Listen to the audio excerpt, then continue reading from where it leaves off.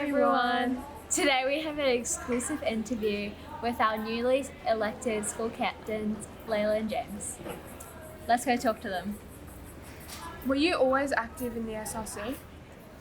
So I've been at Woolooware since year 7, and since year 7 I've been a part of the SRC. I was part of the SRC in primary school, so it was always kind of my goal to join at Woolooware, and I've had great fun. I was also part of the SRC in primary school. I was a prefect at primary school. I joined the SRC in year 9, I think it was, because I didn't really know about it, to be honest, until then. And since then I've been interested in being leadership positions, and since then I've really wanted to be a captain. That was always my long-term plan or my long-term goal. Was it always your long-term plan to go for the 2023 captaincy? So I was captain in primary school, so it was always kind of, something on my radar. When I got to high school, it was a bit daunting to go for captain. I was kind of settled in the SRC, but especially in the past year with the support of family, friends and teachers, I decided that going for captain would be something that would suit me and I could really fulfill my leadership potential, so I went. Yep. The process of electing the 2023 senior leadership group was long and intense. What was the process like? So first we had to get 2 teachers to support our application. They had to sign a form, then we had to hand the form to the deputies, who thoroughly went through our central records and our school reports to determine if we are a suitable applicant or not.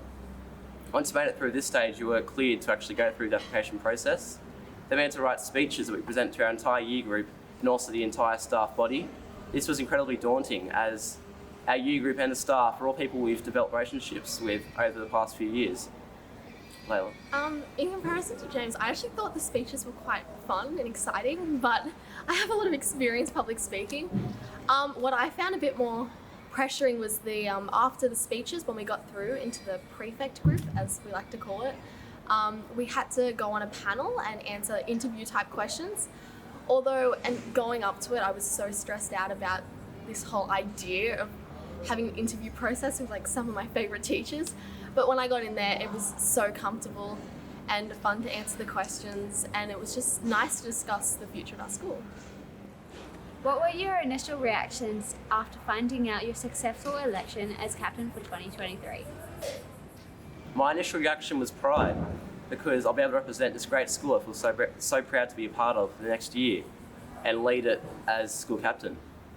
I was also proud of myself to overcome all the obstacles faced to get to this stage of the process. And it was a long and intense process, so I was proud of myself for achieving that. My first emotion was shock, because out of all the people I was chosen, and I felt great honour to be elected to represent our school. There was a moment of worry about whether I could step up into the role. However, starting this year and our responsibilities, I've realised that with the help of everyone, it's very achievable. As captains of the 2023 leadership group, what are you looking forward to? I think what I'm looking forward to most is working with the whole student body, and particularly the SRC team, to implement positive changes that reflect the wants of both students and teachers. Do you have anything to add? I'm really excited to work with the executive staff, so Miss Benson and the deputies. They're all such great ideas and they're all such great leaders.